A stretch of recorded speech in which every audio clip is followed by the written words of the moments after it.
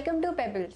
नमस्कार दोस्तों, स्वागत है आपका हमारे चैनल में और इस सीरीज में जहां हम बात करते हैं एस्ट्रोलॉजी की, न्यूमरोलॉजी की, पामिस्ट्री की और वो तमाम ऐसी बातें जो आपको अपनी लाइफ में हेल्प कर सकती हैं। आज हम एक बहुत ही इंटरेस्टिंग टॉपिक पर बात कर रहे हैं। ये हमारे लास्ट टॉपिक का ही एक्सटेंशन है। पिछले टॉपिक में हमने बात की थी हैंडराइटिंग की।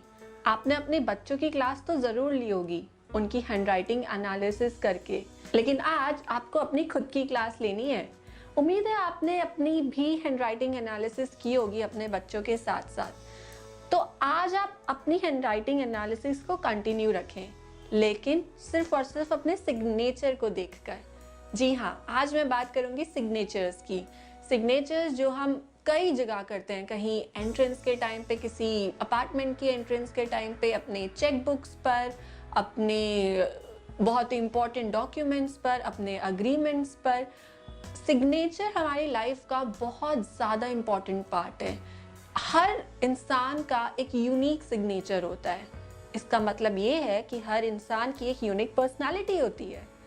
तो आज हम जानेंगे कि आपके सिग्नेचर से आप अपनी पर्सनालिटी को, अपने कैरेक्टरिस्टिक्स को, अपने कॉन्शियस माइंड को कैसे जान सकते हैं और उसको कैसे चेंज कर सकते हैं अगर उसमें कुछ प्रॉब्लम है तो। परफेक्ट तो कोई भी नहीं होता, इसीलिए आज देखते हैं कि सिग्नेचर को देखकर उस परफेक्शन के थोड़ा पास कैसे आ सकते हैं। दोस्तों, मैं आपको बता दूं, सिग्नेचर हैंडराइटिंग एनालिसिस का एक बहुत अहम हिस्सा है। सिग्नेचर से आप सिर्फ अपनी पर्सनालिटी ही नहीं, अपना फ्यूचर भी जान सकते हैं, क्योंकि आपका जो करंट स्टेट ऑफ माइंड है वही आपका फ्यूचर बनाता है। So the equation is simple. I hope you understand the point.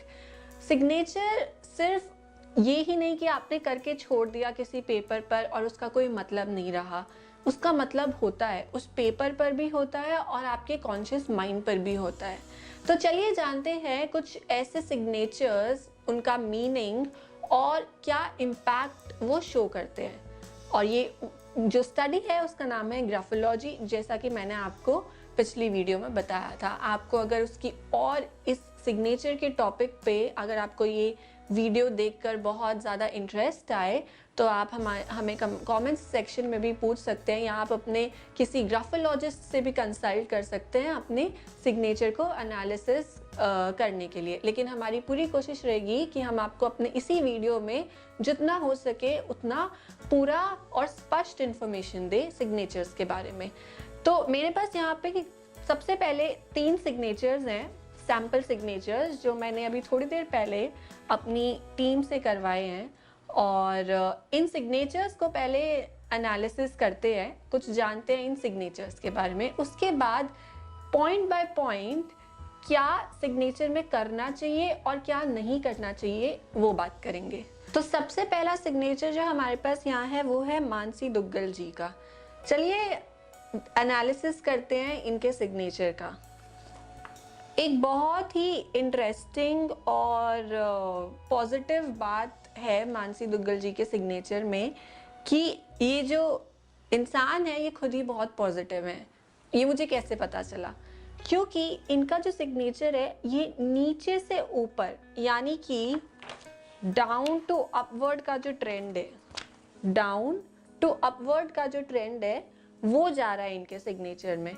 नीचे से स्टार्ट हुआ और वो आसमान की तरफ ऊपर जा रहा है। यानी कि इनके जो एम्बिशंस है ये भी कुछ इसी तरीके के है। बहुत ज़्यादा एम्बिशियस हैं ये, बहुत ज़्यादा बड़ी सोच रखने वाली हैं और हर चीज़ के बारे में पॉजिटिव है। फॉर एग्जाम्पल, अगर इनका कोई काम नहीं बना तो ये बहुत जल्दी निराश नहीं हो जाती हैं, पॉजिटिव रहती है। ये सोचती हैं कि नहीं हुआ तो उसमें भी शायद कुछ अच्छा ही होगा। तो इनका जो माइंडसेट है ऑप्टिमिस्टिक है, पॉजिटिव है, जो एक अच्छी बात है। दूसरी चीज़ इनके सिग्नेचर में क्या नोटिस कर सकते हैं, सेकंड जो चीज़ है वो थोड़ी सी नेगेटिव है इनके सिग्नेचर में। अगर आप देख सकते हैं यहाँ पे इन्होंने अपना सिग्नेचर कंप्लीट करने के बाद एक फुल स्टॉप डाल दिया है। सिर्फ एक फुल स्टॉप डाला है, जो कि अच्छी बात नहीं है। इसका मतलब ये है कि ये अपनी खुद की जो अपॉर्चुनिटीज़ हैं उन पे फुल स्टॉप डाल देती है, जिसको बोलते हैं ना, आ बैल मुझे मार। तो इनको अपॉर्चुनिटीज चाहिए तो सही, इनके पास अपॉर्चुनिटीज आती भी है क्योंकि वो पॉजिटिव हैं, ऑप्टिमिस्टिक हैं, लेकिन क्योंकि वो अपने सिग्नेचर पे ये फुल स्टॉप डाल रही हैं, इसका मतलब ये है कि ये बहुत ज़्यादा ओवर थिंक करती हैं। अपॉर्चुनिटीज़ इनके पास आती हैं, एक नहीं बल्कि 4-5 आती हैं, तो ये कंफ्यूज हो जाती हैं कि इनको कौन सी अपॉर्चुनिटी चूज़ करनी चाहिए, कौन सी अपॉर्चुनिटी इनके लिए बेस्ट रहेगी। और वो टाइम लगाते लगाते उस चीज़ के बारे में इतना ज़्यादा सोचते सोचते पता चलता है कि वो अपॉर्चुनिटीज़ चली ही गई। ये एक मैंने सिर्फ एग्जाम्पल दिया है, ये एक सिचुएशन हो सकती है इनकी लाइफ में, सिचुएशन कोई भी हो सकती है। फुल स्टॉप की वजह से मेरे कहने का मतलब ये है कि इनकी लाइफ में जो स्मूथनेस होती है, एक स्मूथ पाथ होता है, वो नहीं आ पाता है। और ये जो स्मूथ पाथ है ये इनके लक की वजह से नहीं है, बल्कि इनके खुद के कॉन्शियस माइंड की वजह से है। चाहे वो ओवर थिंकिंग हो, चाहे वो गलत लोगों का संगत हो, चाहे वो खुद की हैबिट्स हो, कुछ भी रीज़न बन सकता है, लेकिन इनकी लाइफ में फुल स्टॉप की तरह अपॉर्चुनिटीज़ पे भी फुल स्टॉप लग जाता है। तो इनसे मेरी ये एडवाइस है, या आप लोगों से भी, जो भी अपने सिग्नेचर्स में फुल स्टॉप लगाते हैं, फुल स्टॉप कभी मत लगाइए, क्योंकि आप अपनी खुद की अपॉर्चुनिटीज़ को, अपने खुद के जो लाइफ के पॉजिटिव गोल्स अगर आपके पास आने भी होंगे तो वो नहीं आएंगे, क्योंकि आप खुद ही फुल स्टॉप लगा रहे हैं। जैसा कि मैंने कहा, रीज़न कुछ भी बन सकता है, वो फैमिली बन सकती है, वो आपका खुद का कंफ्यूज स्टेट ऑफ माइंड बन सकता है, वो आपकी हैबिट्स बन सकती है, वो आपकी लेजीनेस बन सकती है, कुछ भी रीज़न हो सकता है कि वो लाइफ में फुल स्टॉप क्यों लग रहा है। वो आपको खुद अपने आप से पूछना होगा, खुद का अपना एनालिसिस करना होगा, लेकिन वो लगेगा ज़रूर, क्योंकि आपके सिग्नेचर में दिख रहा है कि आपको कहीं ना कहीं स्ट्रगल हो रहा है अपॉर्चुनिटीज़ को ग्रास्प करने में। ठीक है, तो ये हुआ हमारे फर्स्ट सिग्नेचर का एनालिसिस, जहाँ पे हमने देखा कि जब सिग्नेचर डाउनवर्ड टू अपवर्ड जा रहा है, उसका मतलब है कि इंसान बहुत पॉजिटिव और ऑप्टिमिस्टिक माइंड का है। ही और she is full of enthusiasm for life, but a full stop means that he or she is putting a full stop to his opportunities. अब चलते हैं नेक्स्ट सिग्नेचर पर। जो हमारा दूसरा सिग्नेचर है वो है परेश राणा जी का। सबसे पहली बात इनके जो सिग्नेचर में मुझे दिख रही है कि इनकी राइटिंग बिल्कुल भी क्लियर नहीं है। इन्होंने ऊपर नीचे करके खाली वर्ड्स बना दिए हैं। अगर मुझे इनका नाम नहीं पता होता तो शायद मुझे इनका सिग्नेचर समझ में आता ही नहीं। करेक्ट? तो इनको सबसे पहली एडवाइस तो यही है कि अपने सिग्नेचर को अच्छे से लिखिए पूरा, जिससे कोई भी आपका नाम रीड कर सके। आई एम श्योर इनकी हैंडराइटिंग भी अच्छी नहीं होगी, इसीलिए इन्होंने अपना सिग्नेचर इतना कैजुअली बना दिया है। तो इनको हैंडराइटिंग प्रैक्टिस करने की बहुत ज़रूरत है, अपनी हैंडराइटिंग को क्लियर करने की बहुत ज़रूरत है। अब आप पूछेंगे कि हम तो बड़े हो गए हैं, अब हम स्कूल या कॉलेज में नहीं हैं जहां हमें एग्जाम्स देनी हो, तो फिर हैंडराइटिंग को क्लियर और क्लियर रीडेबल रखने की क्या ज़रूरत है? ज़रूरत है, क्योंकि आपकी जब हैंडराइटिंग क्लियर नहीं होती है तो आप अपने जो लाइफ के चैलेंजेस हैं उनको अपने पास बुला रहे हैं। हैंडराइटिंग क्लियर ना होने का मतलब against shows your confuse state of mind, क्योंकि क्लैरिटी नहीं है लाइफ में, क्लैरिटी ऑफ गोल नहीं है। कुछ करना है ये पता है, सक्सेस चाहिए ये पता है, कैसे करना है, क्या पाथ होना चाहिए वो बिल्कुल नहीं पता। और वैसे भी आजकल के जो ट्रेंड हो रहा है, आजकल का जो ज़माना है जहाँ पे अपॉर्चुनिटीज़ इतनी ज़्यादा है, लोग इतने ज़्यादा है, डायरेक्शंस इतनी ज़्यादा है, एक अगर ए मेरा गोल है तो ए गोल पर जाने के लिए सिर्फ एक पाथ नहीं है, बहुत सारे पाथ्स हैं। तो कई बार लोगों को समझ ही नहीं आता कि कौन सा पाथ लेना चाहिए। तो जब आपकी हैंडराइटिंग ही अगर ऐसे ऊपर नीचे होगी, सिर्फ उसमें यू और वी के कर्व नजर आएंगे, आपके प्रॉपर लेटर्स नहीं नजर आएंगे, तो वो यही दिखाएगा कि आपको clarity of goal, clarity of path नहीं है। तो आप अपनी हैंडराइटिंग को इम्प्रूव कीजिए, आपका कॉन्शियस माइंड भी चेंज होगा। कुछ महीने लगेंगे, कॉन्शियस प्रैक्टिस करनी है, कंटिन्यूस प्रैक्टिस करनी है, वो चेंज होगा। परेश राणा जी की हैंडराइटिंग में एक दूसरी नेगेटिव बात जो है वो ये है कि इन्होंने जो नीचे लाइन ड्रॉ की है, पहले ये लाइन, अब मुझे नहीं पता इन्होंने ये लाइन यहाँ से स्टार्ट की है कि यहाँ से, लेकिन ये लाइन यहाँ पर एंड हो रही है, पीछे की तरफ एंड हो रही है। यहाँ अगर स्टार्ट की है तो ये यहाँ गई, फिर वो आगे आई और फिर वो पीछे चली गई, राइट? इसका मतलब है बैकवर्डनेस इन लाइफ, यानी कि एक कदम बढ़ाया और 3 कदम पीछे लिए। Again the reason can be anything, the reason can be, इस केस में तो ये भी हो सकता है कि हो सकता है ये खुद में एक बहुत परफेक्ट इंसान हो, ये बहुत मेहनत से अपना काम करते हो, ये बहुत समझदार हो, इनका टाइम मैनेजमेंट बहुत अच्छा हो, बहुत काबिल हो, सब कुछ सही हो सकता है इनके खुद के साथ, लेकिन इनके साथ सिचुएशंस ही कुछ ऐसी बन सकती है। फॉर एग्जांपल बार बार कोई इनको चीट कर सकता है बिजनेस में या जॉब में, इतनी मेहनत करने के बाद भी सीनियर्स या बॉसेस इनका फेवर करना बंद कर सकते हैं। तो ये जो हो रहा है ये इस लाइन की वजह से हो रहा है, बैकवर्डनेस इन लाइफ, स्टैग्नेंट। अगर आपको लग रहा है कि आपको ग्रोथ हो गई है, बहुत सालों से आप एक ही पोजीशन पे हैं, आप बहुत मेहनत कर रहे हैं उस पोजीशन से ऊपर जाने की, लेकिन वो नहीं हो पा रहा है, तो वो भी इसी लाइन की वजह से है। ये जो लाइन है जब यहाँ से पीछे चली जाती है, यहाँ से चालू किया या फिर यहाँ से चालू किया, यहाँ आगे ले गए, ये ले गए और फिर यहाँ ले गए, बट ये एंड तो इधर हो रही है ना, पीछे की साइड एंड हो रही है। परेश राणा जी के सिग्नेचर में ये लाइन पीछे की साइड एंड हो रही है, which shows backwardness in life. तो इस सिग्नेचर को करेक्ट कैसे किया जाए? लाइन बनाना बुरी बात नहीं है, सिग्नेचर में लाइन इज परफेक्टली फाइन, लेकिन अगर इनको इस लाइन की हैबिट ही है तो वो इसको एक स्ट्रोक और आगे ला सकते हैं। ये यहाँ किया, ये यहाँ किया, ये यहाँ किया और एक और आगे। कहने का मतलब ये है कि जो लाइन है नीचे सिग्नेचर के, वो फ्रंट साइड पे ही एंड होनी चाहिए, या तो फिर आप सिंपल एक ही लाइन बनाओ जो पीछे जाए ही ना। अगर वो पीछे जा रही है तो उसको आगे भी आना होगा, which means you have to rise when you fall. So I hope Paresh Rana ji's signature is clear to all of you now.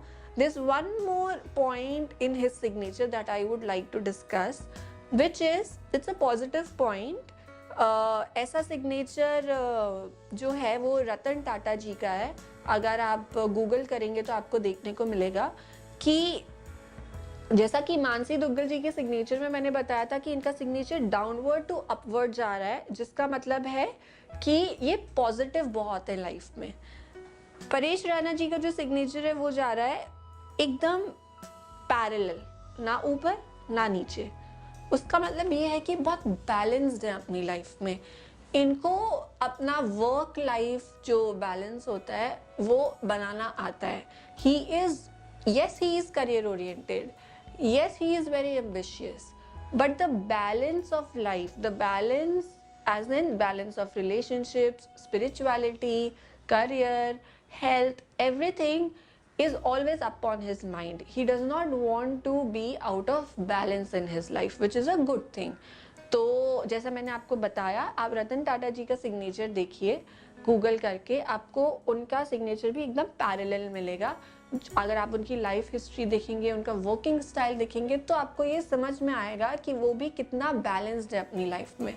वो जो भी करते हैं बैलेंस्ड तरीके से करते हैं उनको, and still he is a very successful man. So balance होने का मतलब ये नहीं है that you are not being very up front about your career. You just want a perfect mixture of everything in your life, which is fine. तो अगर आप में से किसी का पैरेलल सिग्नेचर है तो ये बहुत अच्छी बात है। अपने इस गुण को आप और शार्पन ही कीजिए, आपके हमेशा काम आएगा। आप देखते हैं थर्ड सिग्नेचर को। थर्ड सिग्नेचर जो है वो है सार्थक तुलसी का।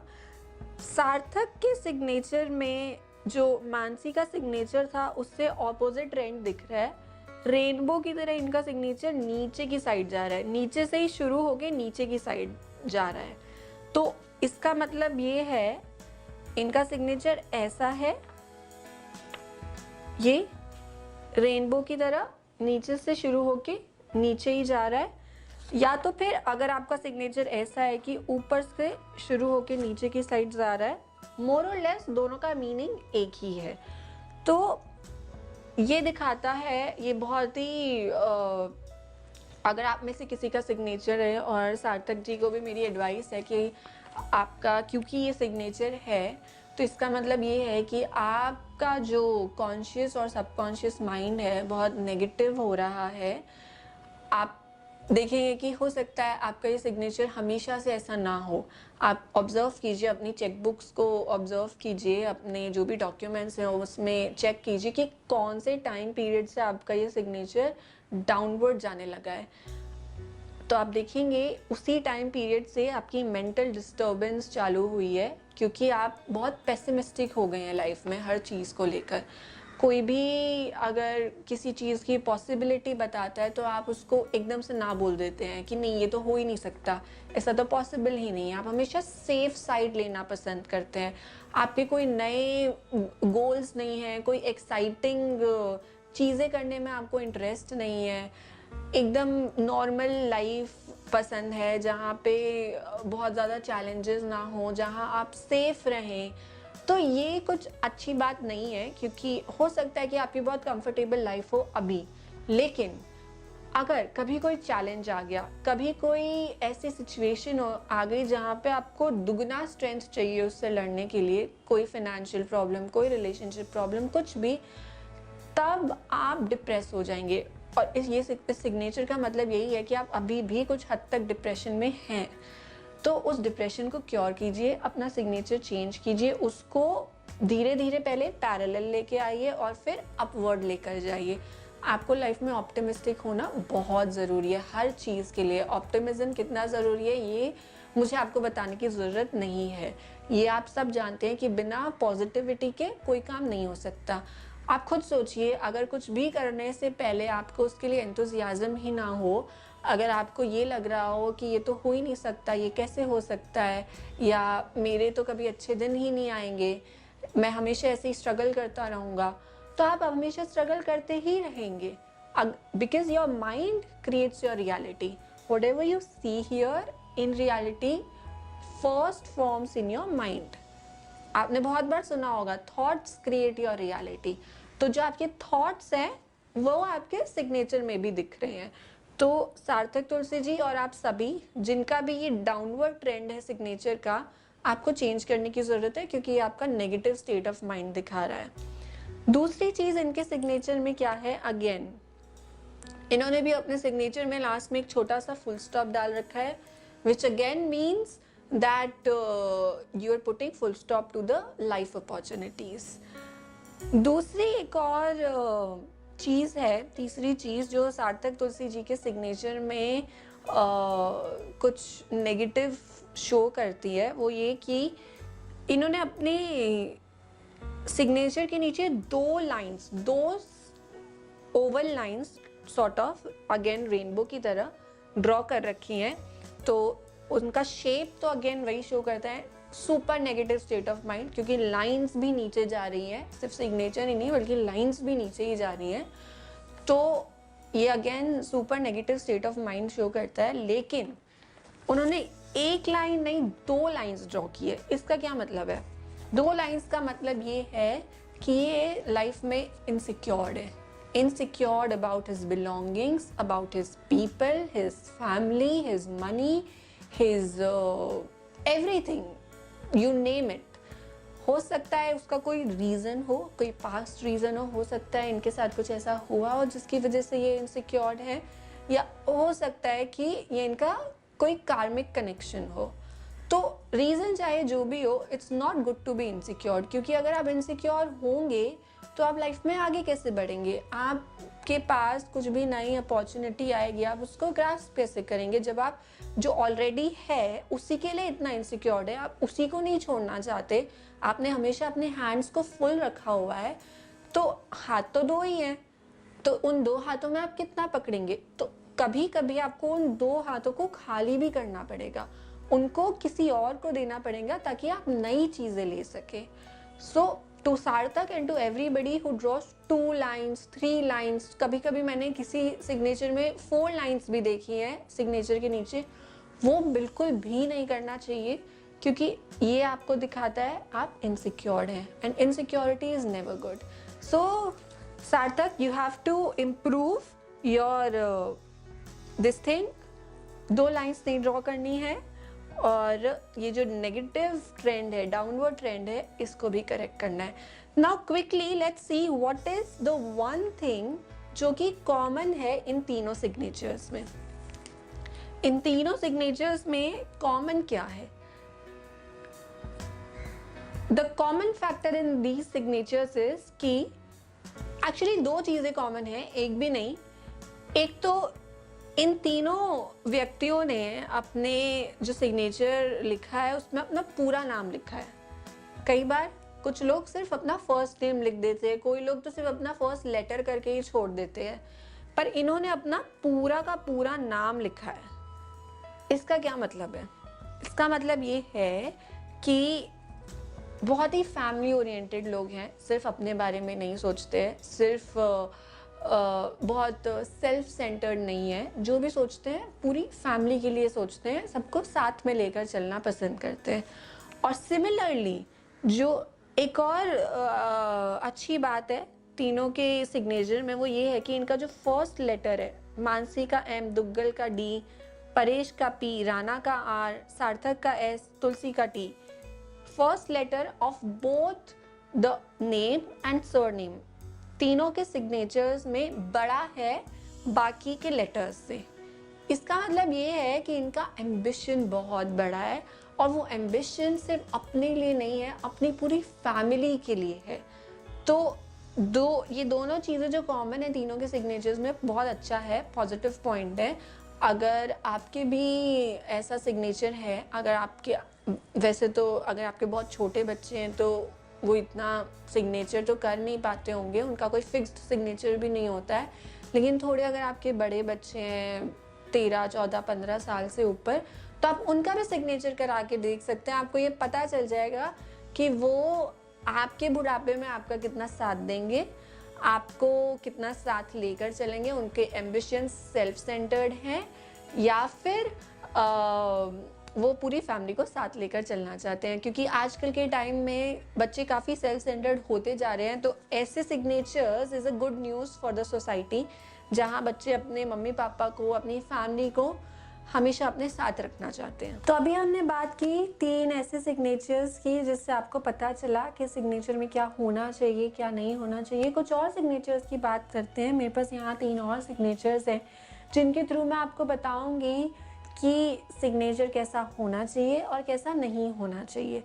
तो ये जो एक सिग्नेचर है 4th टाइप का, मेरे पास यहाँ है RM बासु जी का. इनका पूरा नाम हम इस सिग्नेचर से नहीं बता सकते क्योंकि इन्होंने अपना पूरा नाम लिखा नहीं है.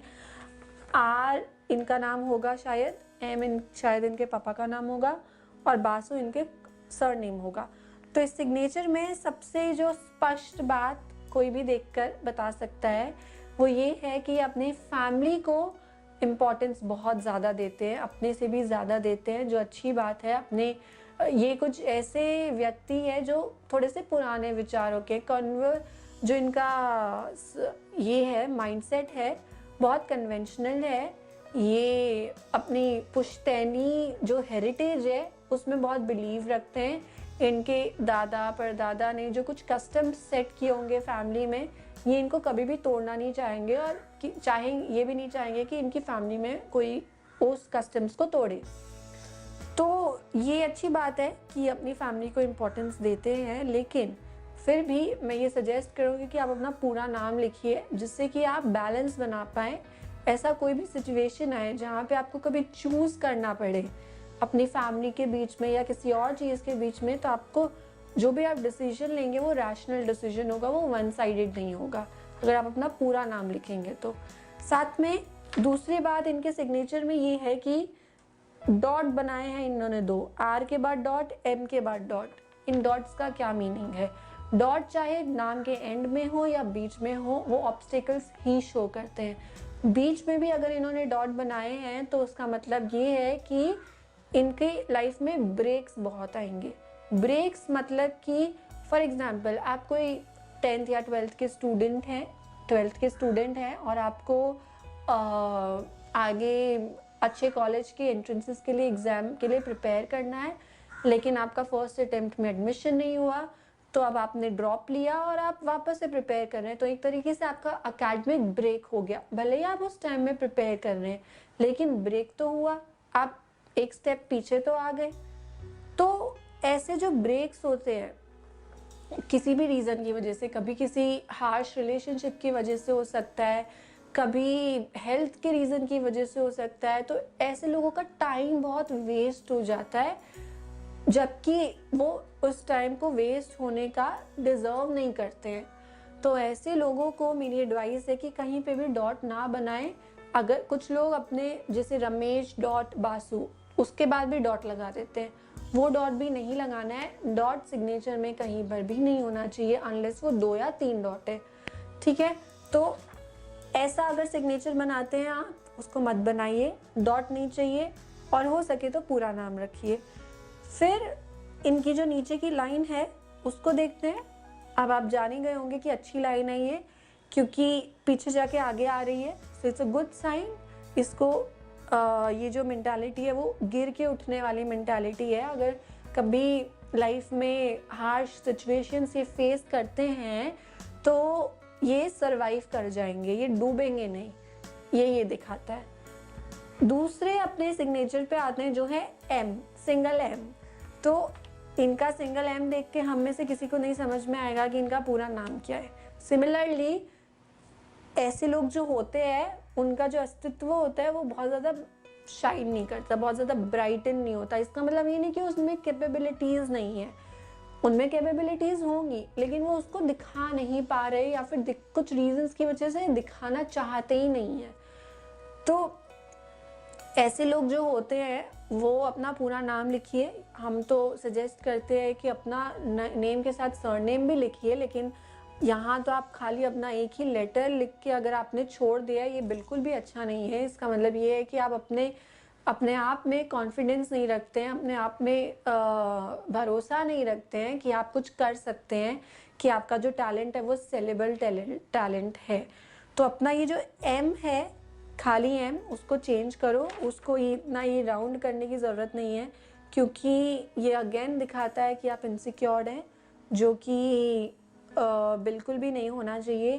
पूरा नाम लिखिए और नीचे एक डैश करिए, वो काफ़ी है। नेक्स्ट अपने सिग्नेचर पे आते हैं। ये काफ़ी इंटरेस्टिंग सिग्नेचर है, ऐसा बहुत कम देखने को मिलता है।